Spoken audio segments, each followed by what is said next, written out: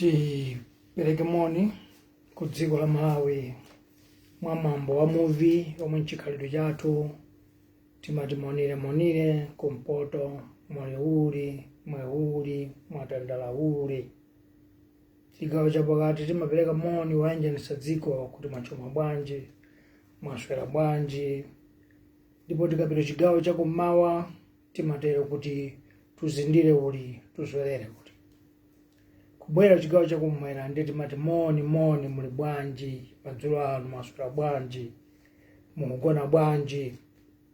Tikapita ndithu ku mtsinje wathu wa Shire timafika ku mtundu wathu wa Malawi, makolo athu kumeneko kukupatsani moni mwadokera tani. Chigawo chathu chakummawa kumwera chakummawa tikupatsani moni kuti moseliwa.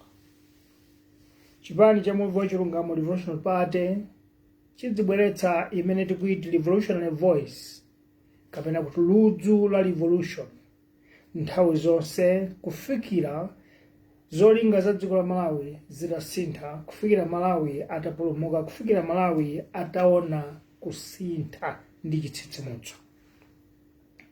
Monga chipani cha namba 14 ife tabwera lero pa 19 March 2024 kudzayankhula nanu wa Malawi. Pofuna kuonetsani kuti kulembetsa kwathu kwa chipani sikunali kungofuna dzina kapena kungonjezera nambala, koma ndithu timafunitsitsa tikhale mbali imodzi ngati masupanala kapena nditine kuti ndi masupanala okonzera Malawi watsopano nchifukwa cha mukutiona tilipo pano. Ambiri mukutero kuti mubwera liti pa ground iye, pa ground tikubwera, tikafika pa ground takhala sitidzasunthaso ya tikukonzekera, koma sizingatiletse kugwira ntchito yoyang'ana dziko lathu ndi kumalipatsa masomphenya. Sitingasiye nchifukwa chake mukuona kuti pa social media tikumakupatsani masomphenya awo ndi awo. Zimenezi Malawi musaone ngati ndi nkhamba kamwa, ndi zimene zili mu mtimamo, zimene zili m'mabuku, zimene zili m'mutumu. Muye muonere logo yathuyi kuti ndife anthu okuganiza mosiyana, chijeti kuti mindset change. Pachifukwa icho mawu a revolution lero akubwera motere Amalawi. Mukumbukira nonse mmene tinavutikira chaka cha 2020 ngoti kuyambira 2019 kudzafika 2020 tazunzika Amalawi ife tonse. Chifukwa chimene chatizunzitsira Amalawi ife timati tufuna Malawi achoke ku tsidya alili awoloke tsidya lina. Cholinga chathu china limenecho. Ndipo ambiri ife tidachita zinthu zoti kuyimkhamenyetsa nkhwango pamwala kuti ayi nthawi yakwana kuti tisinthe Malawi. Malawi sitidadziwa kuti tinachita zinthu zodzinyenga tokha, tinadzinamiza tokha, tinanamizana tokha. Mukumbukire izi kuti mwa anthu 58, mwa anthu 100 aliwonse anthu 58 tidapita kuti tisinthe dziko, kuwavotera achakwera ndi achilima. Koma Malawi timafuna muzindikire kuti palibe chifukwa chotosera dzala kuti akoma ndi dala kuitsa voti yathu ayi. Tinkaganiza kuti tikachita izi tikuchita zabwino, tikachita izi ndiye kuti tikukwaniritsa zimene dziko lili mafuna. Mayi Malawi akukhumba sidadziwa kuti tikunamizidwa. Ndi apa ine inu onse mdziko muno ananamizidwa ndi anyamata awiri, bamba president Chakwera ndi avasi yawo Asaulo Chilima. Anatinamiza, anatipusitsa ngati dziko. Pachifukwa icho ife sitingakhale chete, tiyeni atibwerebe tidzifotokoza. Chifukwa ena iwo sakutha kumvetsetsa kuti Achakwera ndi Achilima alephera, sakutha kumvetsetsa akuona ngati akuchita bwino. Chifukwa mwina akupindulako akulandira makontrakti, abale awo alembedwa zintchito, ena alembedwa ntchito zimene amene wakhoza kuona kuti palibe kusintha. Koma dziko kumaliyang'ana lonse ngati blanket. Kodi blanket lafunditsa wina aliyense m'nyumba muno? Dziko la Malawi silinafunditse wina aliyense. Ena miyendo ili panja, ena mutu uli panja, ena manja ali panja, ena nsana uli panja. Sanafunde nawo boma la tonse ili.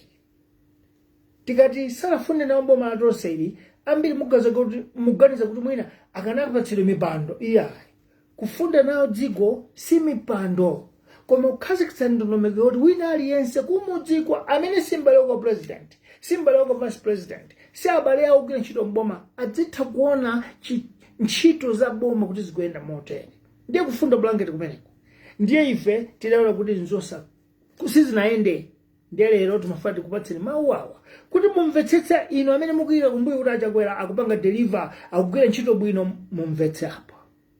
Sizichoka koma kwathuku zichoka mkamwa Achakwerawo kuti pakuti dziko lizaka zapita izi silinaende bwino ndikufuna iwe mphanga Saulo Chilima utaunguza kuti kuli dziko lathu lino limaonongeka pali linaonongeka pati tikulephera pati ndikupatsa miyezi 3 ndipo Achakwera anampatsa mphawo ntchito kuti akhalire pansi aunguze mozama achite kafukufuku pa Chingereza amati forensic investigation aunguze kukwana kuti chikuvuta nchani. Mwana mphawo anagwira ntchito mwaukadaulo wache wonse ndikubwera kudzapereka ndondomekozo kwa president kuti zimene taziona ife ndizi. Amalawi imene inali 2021 zaka zitatu zisanati ndipo mphawoyu anagwira ntchito imene miyezi 3 ndikupatsa president aja. A president atalandira ndikuwerenga anapeza kuti nzosayenera kuti azichite 1 komanso asaliuze dziko ndi anabisa. Malawi anthu ena aukadaulo ayifufuza ripoti limene alipeza ndi amba kuliulula zimene zinkanenedwa zimene anafufuza Achilima akanakhala Achakwera tsiku analandira adayamba kuliyendetsa dziko limotero tonsefe tikuwasapota Achakwera kuti president Achakwera ndithu wabwera kudzasintha. Koma ndingakuwuzeni kuti president Achakwera adaona kuti zimene wachita mphawozi sizoyenera choyamba zimene wachita mphawozi omutsatirazi sizofunika ndiye adakhalira kubisa mpaka zaka 4. Chaka cha mawa chingati zitheke tikupita ku chisankho. Zimene anafufuza mphawo Saulo Chilima Achakwera sangaziyambirero nkuzikwanitsa nthawi yatayika. Songeza kuti sangatulutsenso ena amene amalikonda dzikoli akalifufuza nkuba nkumatulutsa poyera. Ndi amene simunamve ripoti limeneli tatsegulani TV ya Hanifa TV mumva ripoti lonse limene Saulo Chilima anatulutsa pachifukwa chimafuna ndikuwuzeni izi. Dziko la Malawi ndi dziko loti likuyendetsedwa ndi anthu ankhanza chifukwa apa sitikufuna kuyankhula mobisa. Bambo Achakwera ni munthu wankhanza ndi dziko. Bambo Achakwera ni munthu wankhanza ndi nzika za dziko lino. Bambo Achakwera sakulifunira dziko lisabwino. Mwina mtima ona kuti akanasinda zinthu anali nawo ali kunja kwa boma atalowa mkati mwana kaona kuti nzosayenera kuti asinthe chifukwa zonena wokha amene kuuza mphawo kuti afufuza undiuze kuti nditani analephera kuzipanga chaka chino cha 4. Amalawi ndimafuna ndikuwuzeni mawu awo zingapo zimene zili zoti akanatha Achakwera kuzipanga mwina zinayi zokha dziko likanatembenukiratu. Choyamba Bambo Chilima adafufuza kuti aphungu a nyumba malamulo amalandira allowance chifukwa cholowa mpaliamentimo komanso kutha kwa mwezi amalandira malipiro. Ndipo anthu amene ndalama zimene akuononga ni mabiliyoni oti sakuyenera kuti apereke apatsidwe chifukwa ngati kugwira ntchito kaya kampani allowance amakupatsa futi kuti mwina akutuma kwina kwache koma ngati ili ntchito yako yomayenda palibe futi ndi allowance malipiro ako ngokwanira. Bambo Chilima anafufuza kuti zopereka allowance kwa aphungu a nyumba malamulo zichoke. Achakwera adaphimba pamene paja.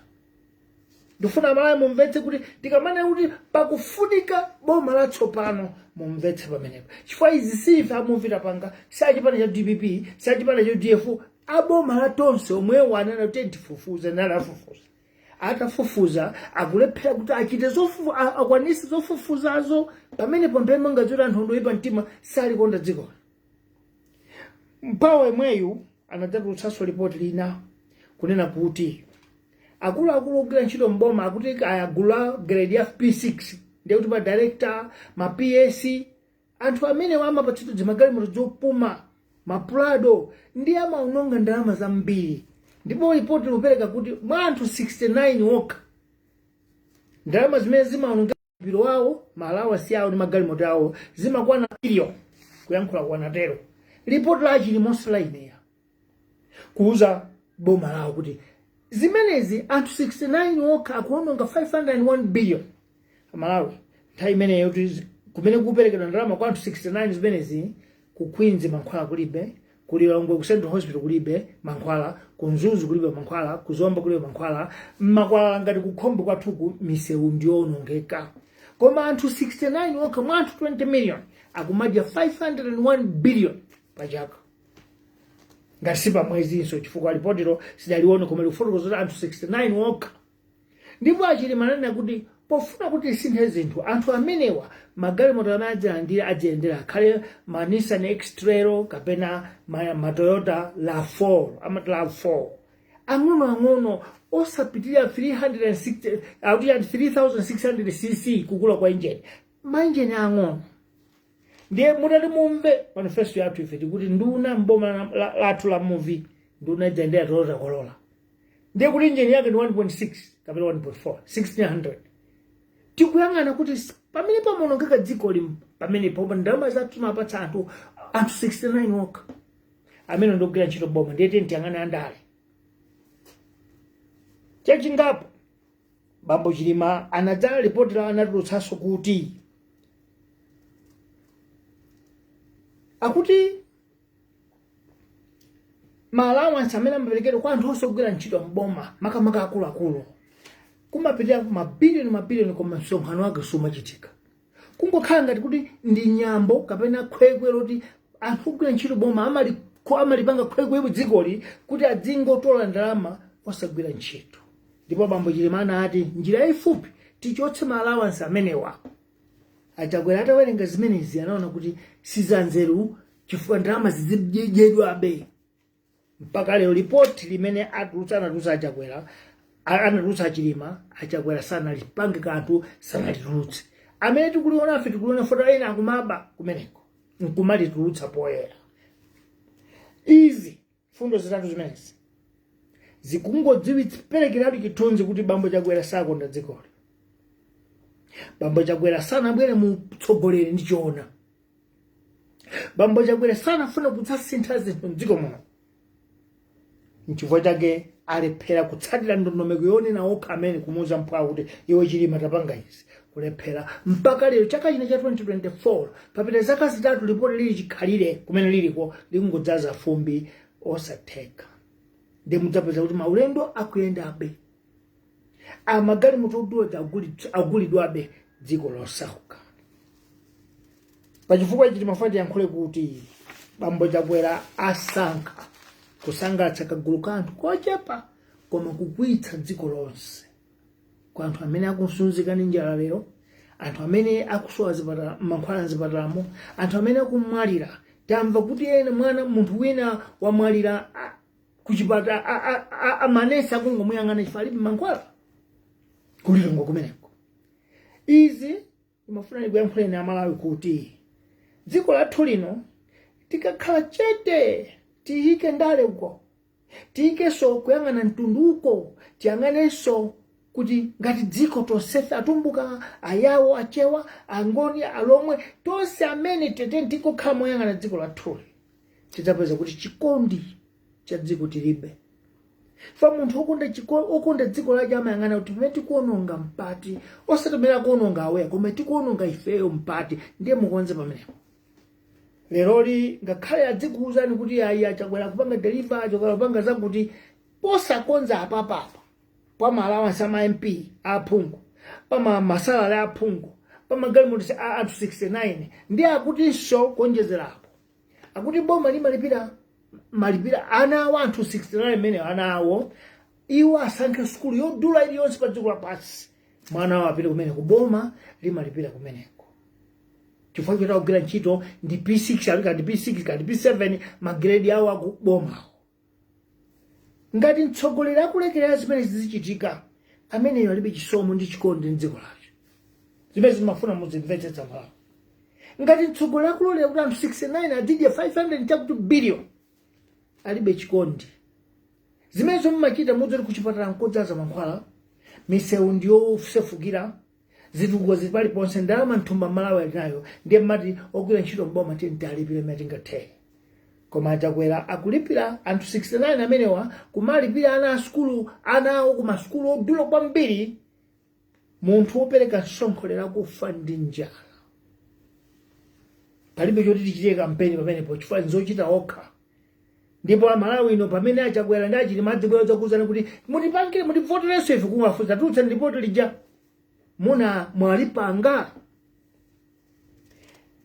Mafuna ndi yankhuleza Amalawi kuti chimene tinachita mchaka cha 2020 Amalawi tonse timati tioloke mtsinje wachitatu chifukwa Amalawi waoloka mitsinje iwiri kumbuyoku. Taoloka mitsinje iwiri kumbuyoku tioloke wachitatu tione tsopano Malawi wina. Ndikamati taoloka mitsinje iwiri tikutanthauzanji. Amalawi kuyamba 1964 kudzafika 1993 udali mtsinje woyamba wachitatu. Mtsinje umeneyo tinawoloka kandavutika nawo bwanji zimenezo muzidziwa. Ndiye pazimene tinapanga pa nthawi yowoloka mtsinje umene uja inali ntchito yosanjikiza miyala kuti imange maziko a dziko. 1964 kufika 1993 kunali kusanja ndondomeko ndi misanamira za dziko zinakhazikika bwino kwambiri. Tichoka apo dana kuti ayi tiwoloke mtsinje tipiteso wina. Ndende dzaloka mtsinje wina kumene chuma cha nthawi iyo mwene china chakagulu kochepa. Mtsinje wachiwiri udati chuma chitenti chimwazi chimfikire wina aliyense uku nduko. Mistake inadzachitika mpoti pamene ukonza zimenezi tidawononganso nsanamira za dziko zija. Izi ndikuyankha mosatosa chala wina aliyense koma ndi mbiri yoti tidziwe kuti tawoloka mitsinje ingati ndipo tafika pati kwene kuloka mtsinje wotani. Ndiye mtsinje woyamba udali wokonza ndondomeko za dziko chifukwa timachotsa boma m'manja mwa mzungu mtsamunda kuti tidzilamulira tokha. Ndiye tinene kukhazikitsa miyala yoti tidzikhala pati ndondomeko zabwino nsanamira. Tizidachitika zimene zija. Ndiye kuona kuti tsopano dziko lidzipita kutsogolo tidafuna tiwoloke mtsinje wina ubwere matepati. Kumene cholinga chake chinachoti kantundu ka anthu kamodzi pavani kasamangopindula tisankhe magulu tiphatikize anthu onse adzimva nawo kukoma kubwera kwa matepati kumeneko. Tsoka limene atipeza ku matepateku tidasangalala kwambiri ndi tidawononga nazo zambiri. Nsanamira zonse zimene zinaphikidwa zija muza mtsinje woyamba uja tidaphwasula zonse zinakugulitsa zinakuononga. Ndiye kulowa sokatangale tidadzawononga. Gala aliyesera ndi ndalama mthumba tidakhala tilibe maziko aliwonse. Ndiye Amalawi 2019 tinkati mtsinje uwu watikwana tiwoloke tipite ku mtsinje wachitatu. Mtsinje wachitatu unali woti ukonze zimene tinalephera ku mtsinje woyamba, tikonze zimene tinalephera ku mtsinje wachiwiri, tikonze tsopano mtsinje wachitatu utipangire zatsopano zoti zolakwika zakudya ziwiri zija tikonze. Amalawi tonse dakhopera munthu wa Mulungu podziwa kuti ndi womvala kolala ya Chikhristu ya ubusa amene watipetitsa kutsogolo. Mphawoyu ndi munthu woti anagwirapo ntchito komanso ndi ochangamuka akhoza panga zinthu tidawakhulupirira. Ena anayimba mafoni kuti bwana ine kuti iwe amene unayika boma ali mmenemo tonsefe dakhudzidwa nawo chifukwa chimene timafuna tiwoloke mtsinje wachitatu tipilowe mtsinje wachitatu. Chabe anthu awiri amenewa atibwezeranso ku mtsinje wachiwiri. Motani katangale wachikhalire, kusankhana mitundu kwa chikhalire, kugawana zigawo kwa chikhalire, kusowa ndalama kwa chikhalire, kugwa mwa ndalama kwa chikhalire, kusokonekera kwa nsanamira za dziko kwa chikhalire. Malo mwake tsopano nsanamira zambiri akuzipi kuzikokera kwawo. Ino abale Malawi Housing Corporation likulu lake lili ku Blantyre. Musamutsa bwanji ku Blantyre uko musanamange nyuwani. Mukasamutsa chinthu ngati akamuzibanda amasamutsa ali kuzomba kupita kulilongwe anayamba akamanga kayi Capitol Hill. Ndikumasamutsa kuzomba kupititsa ku Capitol Hill. Koma achakwera kuti lidziwe kuti munthu uyu ngosakonda dziko lache ndi odzikonda komanso osankhana zigawo. Akusamutsa makampani ali nyumba kale kunoko koma akasamutsira kuti ndiye kumakachita lenti kujako kusiya nyumba yomanga kunoko. Amalawi tiganiza pamenepo. Sikulakwa kutenga likulu la kampani kupititsa kumene kuli likulu la dziko. Koma musamutse kupita kumene kuja muli pokhala. Koma achakwera akusamutsa maofisi ambiri uku akhala palendi. Ndi anthu omwe ogwira ntchito umene amauti bakafuneni malendi. Bangi osamba mwamanga kali likulu ndi mutasamutsa bwino. Zonse zikuonesa kuti achakwera akudana ndi chigawo chakumwera. Ndiye mmalo mwake afuna kumwandira zonse zikhale mbali yawo. Kuli kulakwa chifukwa dzikoli ndi limodzi. Amalawi pa 2020 tonse tadzadzidzimuka kuti sitilawoloke mtsinje, tili mu mtsinje umodzi wachiwiri. Chifukwa lero makampani onse aboma ndi iwo amene akudyetsa chipani cholamula. Nsanamira zonse zinaphinjika zimene timayembekeza kuti timanganso zili chiphwasukire. Adimaki kulibe Eskom magetsi akusowa benkhale nawo mana ndi magetsi akuzima timauzidwa magetsi azima pakati pano. Water board ndiye kandi ya Lilongwe kandi ya Nzuzu kandi ya Blantyre kandi ya Zomba madzi akuvuta. Kusoma zone sana zimene zinamangidwa mu mtsinje woyamba zilizosokonekerabe. Ndiye ndimafuna takuzeni mawu akuti tifune tisafune mtsinje wachitatu tiyene kuwoloka. Tinayenera tiwoloke 2020 koma ndalephera amene amene akuti olotsawo anatinamiza amakonda mitsinje yambuyo yoononga. Pachifukwa ichi Malawi ndimafuna ndikuyankhuleni izi. Mudziwe izi zimene zinadzachitika ku mtsinje woyamba. Ku mtsinje woyamba chuma chimayenda bwino. Ndalama yakwacha inali 1-to-1 ndi ndalama ya ku South Africa ngatinso siya Britain ya pound. Mtsinje woyamba udomena. Chikhalidwe cha moyo anthu timakhala ndi zakudya njala ikagwa simatha masiku atatu chimanga chitabwera. Mtsinje woyamba umene uja. Miyoyo ya Malawi inali ya tons. Tinadzalowa kani ndipite pompo. Makampani aboma nsanamira za dziko zimene zimatulutsa ndalama kuti dziko liziyenda bwino. Kuyambira Eskom, MRA, Water Board, Adimaki, njira za tengatenga UTM, kama tinatati sejuo chukumapeta ku Malawi Railways za manjanji, Air Malawi za mmalengalenga, ndi zambiri zidali zokhazikika zinakhazikitsidwa bwino. Koma itakutabwera mtsinje wachiwiri titawolokano wachiwiri kumatipateko. Ndiye ndimafuna ndikuwuzeni izi kuti sikunali kulakwika kubwera kumatipate. Kunali kuyenera kuti bwera kumatipate ncholenga choti amene sanadye nawo kapena amene sanasangalala nawo kapena amene amasalidwa mu mtsinje woyamba uja nawo adye nawo. Pachizungu amati inclusivity. Inali imene ndipo inali njira yabwino kwambiri koma tidadzalekerera posayang'ana kuti tisaphwanye nsanamira zimene dzikoli limakamira mkaka wake. Pamene podadzalekerera ndipo sindikutosa jala munthu anakwa ndi auje nthawi ndiyokonza kuti zimene tinagwitsa kumbuyo kutosa ngati dziko tivomene tinalakwa koma anthu tikamawolonga mtsinje wachitatu tikakonze. Ndiye ndimafuna ndifotokozebe kuti kusokonekera kumene kosokonekera dziko kani pa asokoneza boma achabwera nda aphwawo achilima. Dziko lonse nlokwiya, dziko lonse lili ndi mwano, dziko lonse tsopano likupwetekedwa moyo nkufika pota chikhulupiriro kuti dziko liso ndi dziko. Leroli kulibe lamulo aliyese amachita zimene akufuna. Zipani zolamula zimatha kungomenya anthu zikafuna. Malamulo amene ku khoti amaoneka kuti nkhope iyi ndi ya ndani. Aliyese ndi okwiya. Ndiye ndimafuna ndiyankhule izi kuti ngati dziko tikuyenera kuti tiwoloke mtsinje wachitatu. Fati nkaise kuwoloka pa 2020 tidalephera. Osati kuna Malawi sidafune tonse tinafuna. Koma atsogoleri amene atsogoza utsogoloko adalibe masomphenya. Adali ndi mtima ku mitsinje yakale ija. Amalawi tifune tisafune tiathokoza kamuzimbana anachita mbali yawo. Tithokoza abakire muza anachita mbali yawo. Koma mtundu uno mbado uno ukuyenera kuwoloka mtsinje wachitatu. Ndiye tidziwe izi. Akuluakulu amene atachulawa atachita mauka daulawo kuchifulamu pa Chingereza amati iwe umayesetsa kuti ukuchita zabwino koma sikuti onse angamike. Ndiye tikhoza kudzudzula zolakwika za Kamuzu, tikhoza kudzudzula zolakwika za abakire munuzi, koma tidziwe kuti adachita mbali yawo ndipo kudatha koma panopa tiwoloke mtsinje. Potero kuti tiwoloke mtsinje umenewu tonsefe tichotse mkwiyo, tichotse mwano, tichotse kupwetekedwa kwa moyo. Koma tiyang'ane kuti mtsinje wachitatu ngofunikadi kuti tiwoloke. Kodi tifuna tiwoloke mtsinje wachitatu chifukwa chani? Funso limene lofuna tidzifunse. Chifukwa chani tifuna kuwoloka mtsinje wachitatu?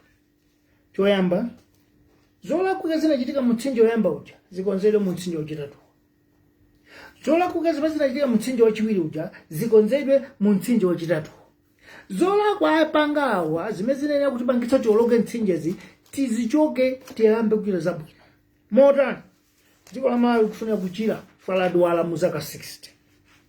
Likufuna kuchira ndithu kuti tosefe tikhale amoyo timve kuti tachira matenda. Tikatha kuchirako tigwirane chanza wina ndi nzake mtundu ndi mtundu. Kusakhale wina woma ntosiya kuti iwe ndiwe ntumbuka iwe ndiwe manganja iya ikubwere boma lonena kuti kumpeza wina amuthira mtundu amangidwe. Aliyense akhale Malawi kuchira kwa dziko nkumeneko.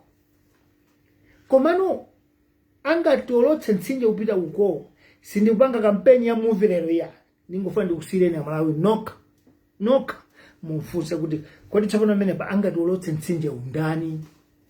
Chifukwa kuti ndinovoterani ife mukayika chomuna kuti azomwe zinachitita chakwerazi koma inu nokha chikumbumtima pa chizungu conscious ikugwireni kuti angatiolotse apa ndani kukoma kwaje nkhazi busa akuteronso kuti muganize mozama kuti okamuyikanoka akakulotse mtsinje upita uko akhale ndani.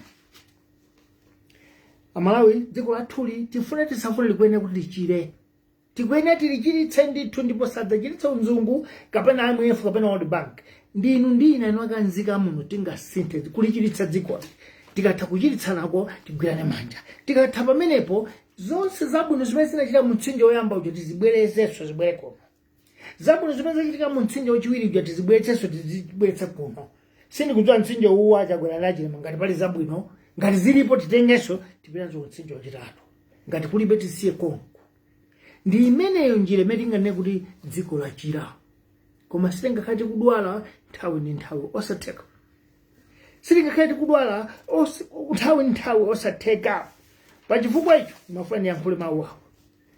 Ndithu kuti dziko lathu lipulumuke lichire libwerere kuchibala kuti chuma chake chidzikhala choti nchooneka mutu wache. Tikuyenera ndithu tipangane tonse chimodzi tiwoloka mtsinje tipite mtsinje wachitatu. Mitsinje iwiri ndiye tayiona. Koma tifuna mtsinje wachitatu. Mtsinje wachitatu umenewu pambali pobweretsa zabwino zimene zinachitika kuja ubweretsa zatsopano zina zotani. Munthu wandale sangakhulupirike kuyendetsa dziko eka. Nchifukwa mukuona kuti ripoti la achilima likulephereka.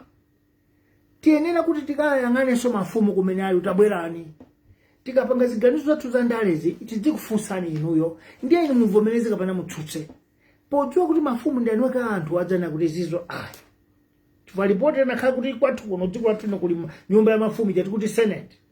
Ndiye kuti amafumu akanadzuka nkukauza achakwera ndachilema kuti ngati ripoti munaononga ndalama za dziko kuti panga lituluke tilidziwe. Kasi mupanga zenjini koma Malawi alilandire. Ndiye kuti akanachita manyazi achakwera ndachilema. Lero mabungwe a church amipingo ngochita manyazi chifukwa si andale ato. Kwa mafumu ndi andale ife ndi anweka mtundu. Ndi anweka anthu. Nchifukwa ife tikuti chipani chathu chiboma lathu pofuna kukhazikitsa mantha nafe tizidzaopa tukakhazikitsa nyumba ya Senate kuzomba. Kuti mafumu akhale kumeneko tikapanga malamulo athu andalewa kumapita kuti tapanga izi mukuti bwanji. Avomere kapena atsutse ndipo pali makani chifukwa dziko likuyenera lichire. Mtsinje umene ukuwolokedwa 2025 ukhale womaliza sadzalokeso mtsinje wina. Ndimafuna ndikuyankhuleni mawu amenewo kuti mudziwe kuti dziko layima pati. Ndiye mudziwe kuti mtsinje utiliwu mapasipoti kulibe timauzidwa zabodza. Iya pasipoti tsono zambopangidwa mapasipoti 15,000 pa tsiku limodzi. Amalawi kamu koliro. Ena uchoka kumango, ena kunsanje, ena kukalonga, ena kulikoma kabangetsa passport kuti Longwe. Kufika kuja popanda umfusa ali saukanirano tafusani nkumafusira kuti mupereke ndalama zina kuposa 50,000 imene boma lapereka. Bomalo chete usayankhula chilichonse. Mtsinje wa Malawi tiwoloke watikwana. Mtsinje watikwana tiwoloke tidzipita kutsogolo. Tifune tisafune pafunika mtsinje wa namba wachitatu tiwoloke ntikalo mmene nditu tioneza tsopano. Pali zambiri zikuchitika. Ndiye madzulo ano ndimakufanira kukumbutseni Amalawi kuti kodi musayiwale kuti anthu awa ngakhale angatinamize mwamtundu bwanji kuti amalikonda dzikoli, samalikonda chifukwa na dziko landale okha. Tiye tikonze ndondomeko kuti tiyendetsere dziko, ndondomeko za kupanga osazitsatira. Lero dziko nkusauka mukudziwa kuti akanangoti achotsa malawasi kwa aphungu, achotsa magalimoto opuma kwa ma PS ma DC, achotsa akumanga aliyense amene watenga alawansi osapita ku msonkhano nkumanga dziko litawoloka kale mtsinje wachitatu chifukwa ndalama imene ikanapita kuchipatala. Koma posapanga chilichonse tidziwireni pamene pakuti anzathuwa abwera kudzangoba kudzangodzilemeretsa, sakufunanso kuti dziko lisinthe. Ndiye ife amuviti kuti mtsinje wachitatuwo kaya akatikawolokera kuti kaya kuti ifeyo ngati revolution tili nawo chifukwa tikutha kuona kuti mtsinje wachitatu ngofunika tifune tisafune. Tiyene tiwoloke nawo. Ndiye ife tili ready mukhale dziko lopambana. Tionanenso tikagwa zina. Ife tidzibwera sitikira kampeni ya. Si kampeni so iyi, mbali imodzi ya chitsitsimutso, mbali imodzi ya chidziwitso. Amuvi ife revolution yathu ntchito chidziwitso, chitsitsimutso kuti nzeru zikhale ndi inu, chisankho chikhale ndi inu. Chifukwa amati amene sakudziwa wafa kuyenda. Ndiye inu amalawi musafe mukuyenda, bora mukudziwa. Zikomo kwambiri.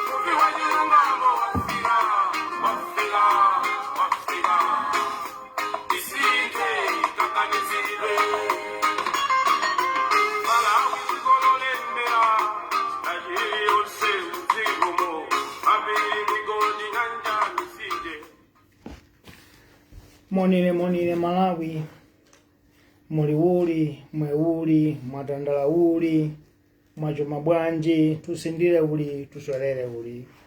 Moni mulibwanji, mwadogeratani, moseliwa. In our 29th district, in the diaspora, let me greet you all, or let me say good night.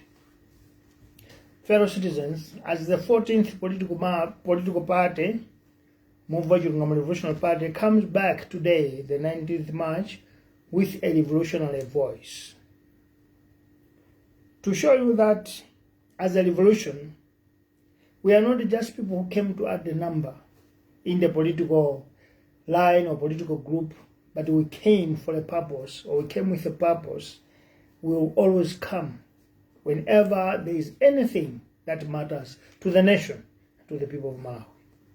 So today, we have come to give you a revolutionary voice so that even before the boots arrives on the ground, but at the moment, the revolutionary voice must reach you. Fellow citizens, the government we all suffered to create knew how to change the trajectory and social affairs of our social welfare of our country and citizens. They knew. It's not that they didn't know. Tonse Alliance government knew or know what to do in order to change or to reverse the situation of Malawi.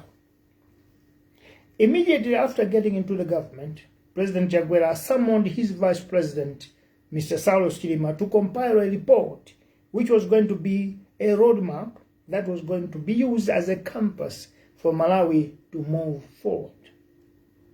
That was the visionary, that was futuristic, thinking what to do.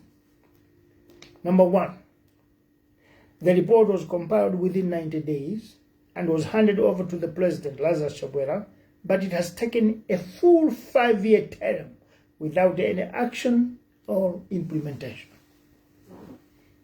I said, this government knew what to do.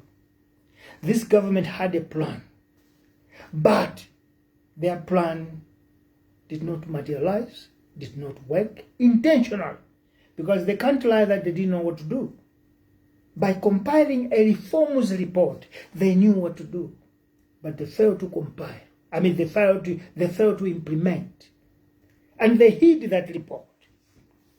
Number two, if you look or listen to the leaked report that Vice President Chilima compiled, one will see that Mnangagwa Party-led government has not been for the welfare of the people or country, but their intention of just one: looting, self-enrichment, nepotism, and tribalism.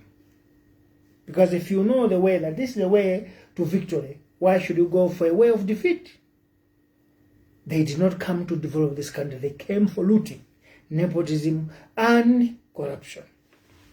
Number three, President Jaguar deliberately kept the report intentional so that it cannot be implemented, because President Jaguar did not come into the government with the welfare of the country and citizens at heart. Excuse me. By failing to expose the report and failing to implement the reform report has proved that President Jaguar did not come into the government to develop Malawians or develop this country. That's clear, crystal clear, because he's got the report and he hid it. Why hiding it if you have Malawians at heart? Number four, the question that comes to mind is, if the report could be implemented, let's just take a few examples. One, allowances of members of parliament and salaries in 1 month, and the advance payment of salaries or allowances. If that could be stopped according to the recommendation, because the recommendation said there should be a stop in allowances of members of parliament. But you know what? President Jaguar ignored the recommendation and kept giving allowances to members of parliament. And the worst part is that they are given these allowances in advance.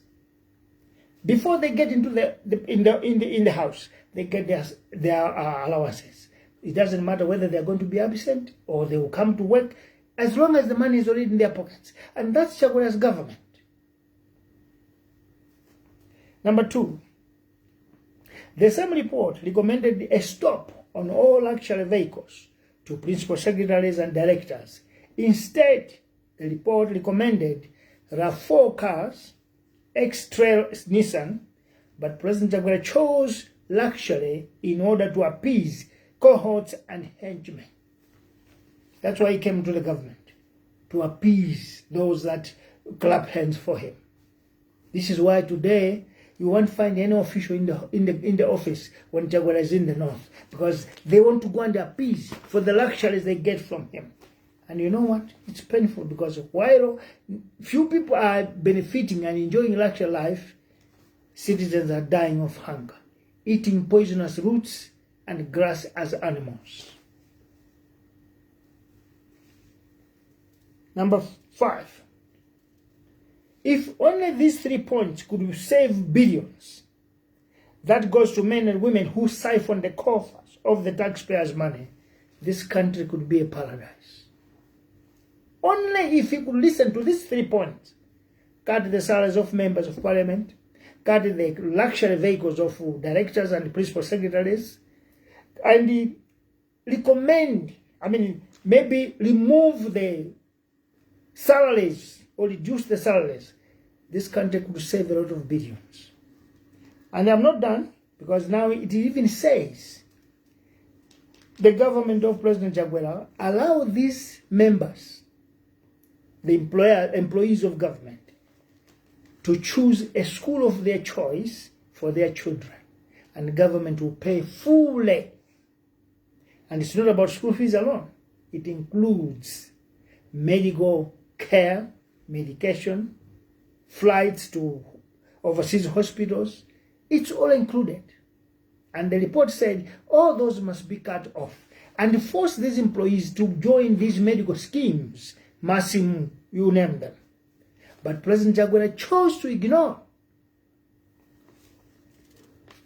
Number 6, President Chakwera show that he don't care about the welfare of the people as well as the future of this country. Instead, President Chakwera chose to impoverish citizens and make 69 personalities because he wanted to appease few who saves his greed. The recommendation said the people that are receiving these benefits are only 69. Luxury cars, Prados, VX, education for their children of their choice, highest education in the world, and then medication. The report said, can we stop that?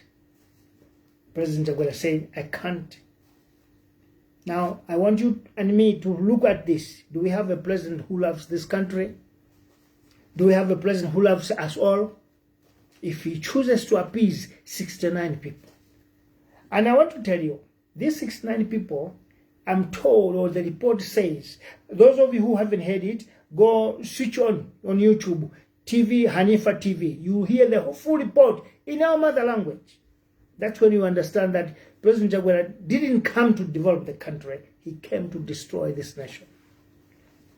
Number 6, fellow citizens, this country, as of 2020, was looking for leadership of truth so that we could find space for reconciliation.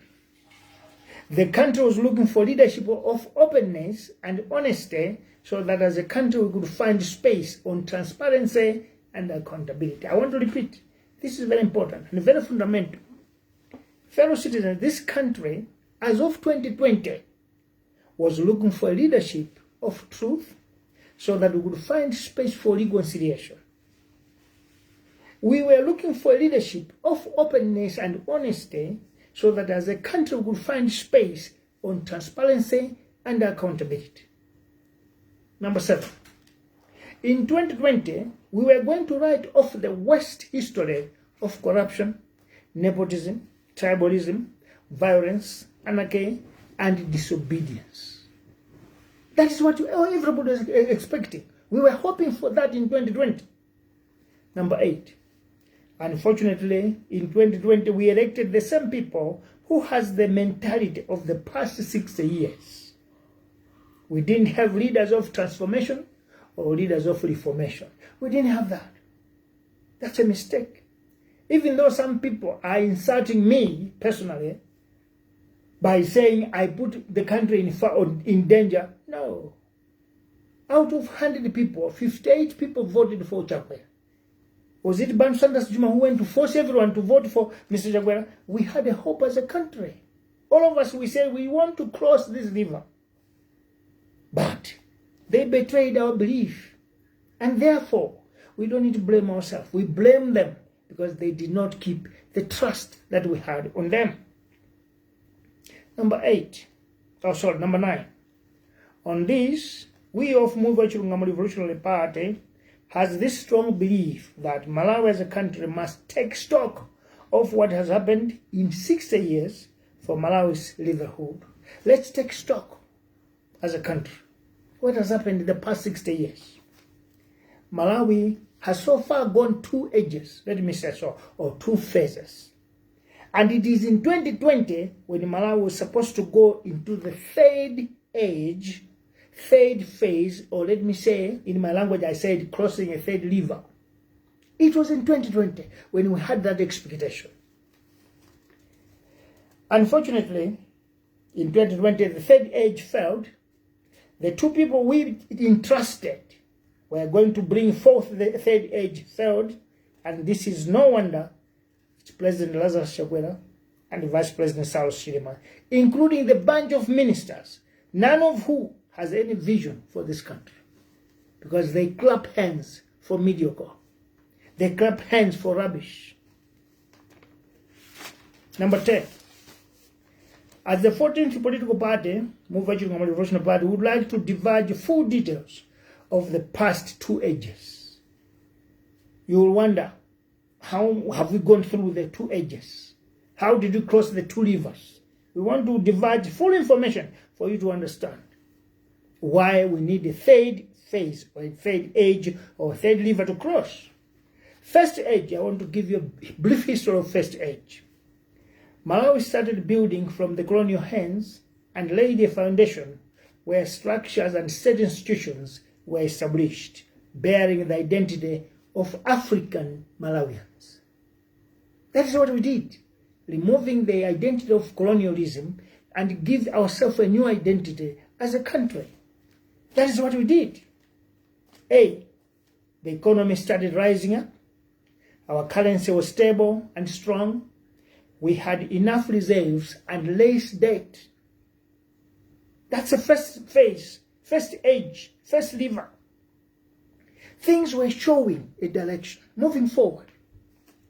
B, social welfare was improving and people's lives were moving towards development. We could see that there's a movement of hope.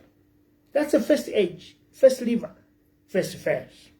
C, state institutions and government arms were strengthened. I'll tell you about ESCOM. They were making profit by then. MRA were making profits. Water boards were making profit.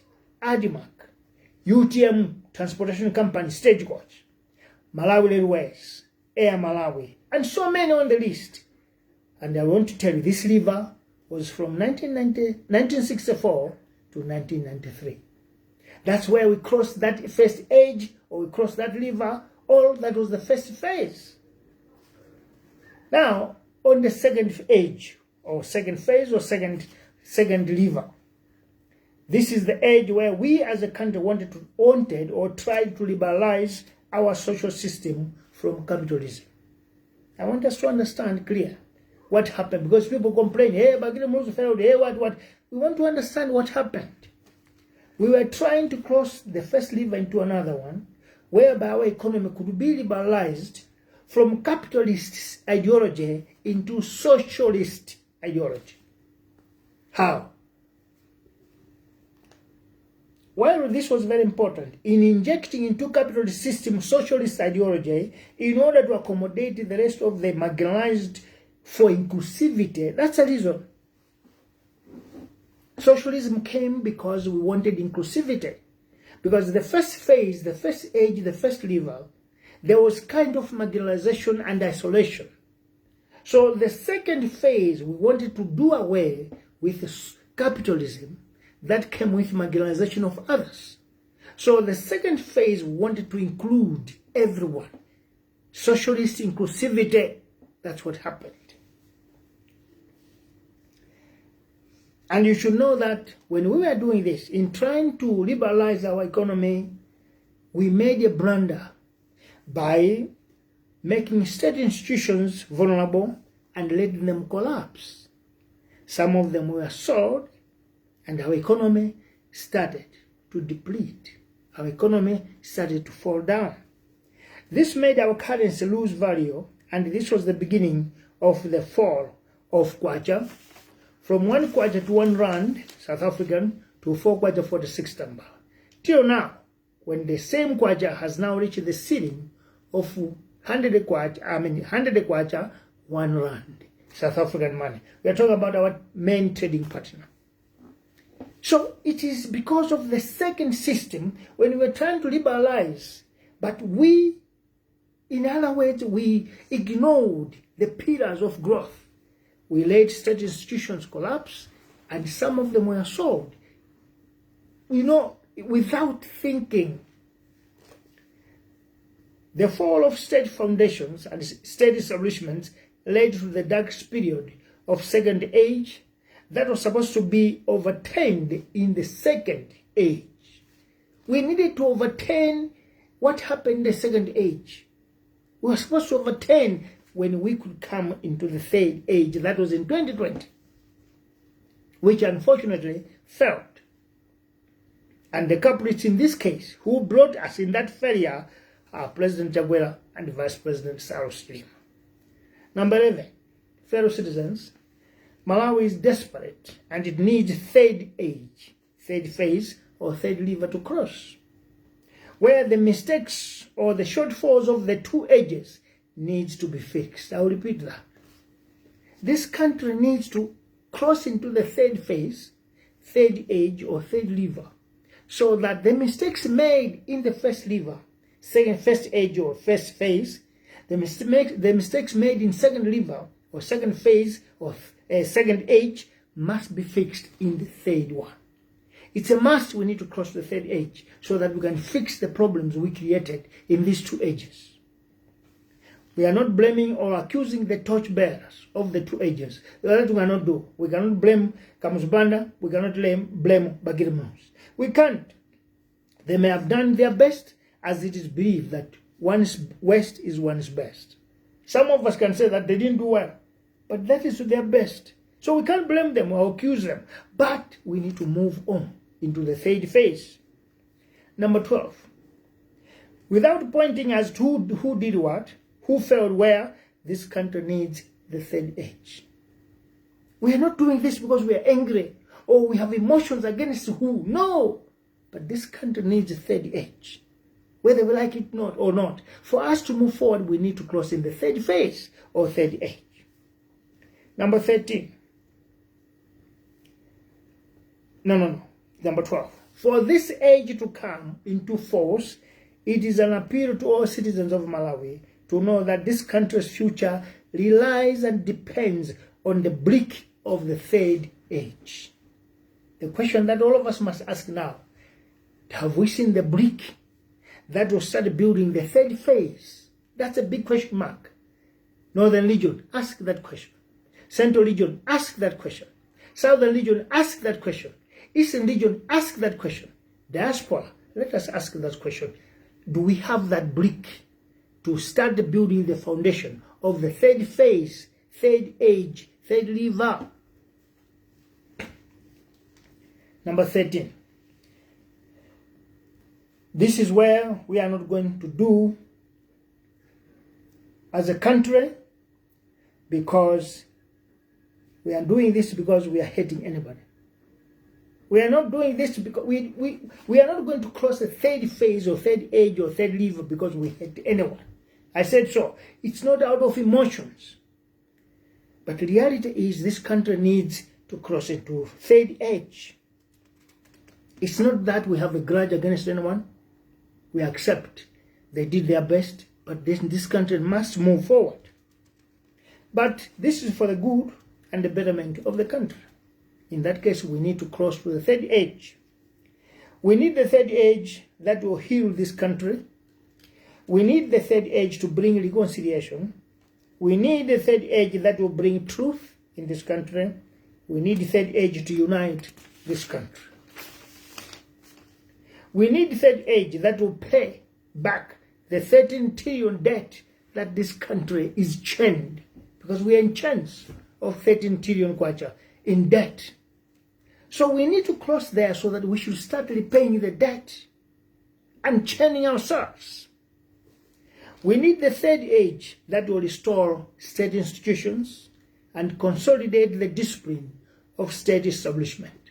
Because today, the state establishment is indisciplined. Doesn't have any discipline at all. There's disobedience, there's violence, there's chaos. So we need the third age to restore state establishment. Fellow citizens, we need the third age to stop corruption. We need the third age to stop nepotism.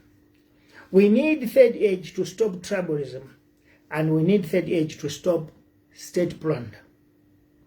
And that is our duty as citizens. Truthfully, this country needs a revolution of ideas and minds. For us to cross to the third phase, the third age, the third lever, we need mindset change. And we need revolutionary ideas. And I want to tell you, today I didn't come to campaign, but I'm just saying that for us to cross in that lever, let's look around. Who are the revolutionaries?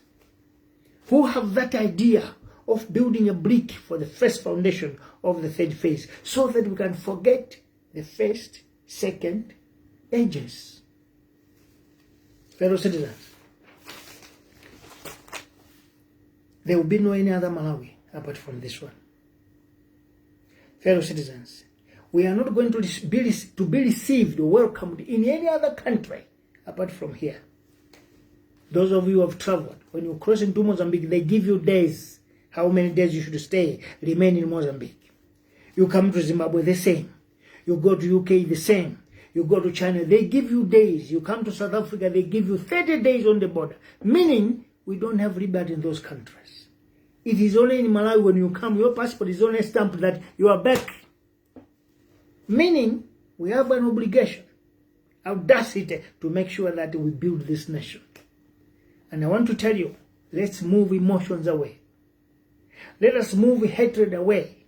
Have the spirit of rebuilding this country. And I want to repeat again, Malawi needs a third age, third phase, or must cross third river. As for us in Muvi Wachilungamo Revolutionary Party, we are heading there because we know already how to get into the third force. Can you have a great night? And let's meet again when something else aligns. But I want to say something again before I go. We are in the second phase where things are tough. Malawi passports cannot be issued, despite government announcing that they are printing 15,000 passports a day. You know what? Our people are living in Sanje, Kalonga, Likoma, Nchinji, Mangochi, to come to Lilongwe to get their passports. When they come there, there's no honesty, there's no truth. Immigration officers are pointing fingers at each other. Go there, go there, go there. And they end up being asked to pay more. Not the 50,000 that has been released as official price. They are paying more. Now, this tells you that this government that we are still in the second phase. In the second age, we cannot go anywhere. For us to get out of this mess, a third phase is needed, urgently. And all this can be done by you changing your mindset. All this can be done by you thinking or following your conscience. Don't follow your emotions. Don't follow your hatred. Follow your conscience. And know that this is the only country we have. We have no any other country apart from this one. May God bless this beautiful country. This country is rich. Just imagine if you're paying 69 people 500 something billion for their cars and their food and salaries and allowance, where the allowance that they don't even go to conferences. What about if we keep that money? Are we going to have problems in hospitals without medicine? No. Are we going to have these pothole loads? No. And I want to say something. We are always giving you our small pictures of our manifesto. Check them on Facebook. Check them in groups. You will see them. This is what we have to do in our country. God bless you all. We need to be together when we are crossing the third river. Thank you very much.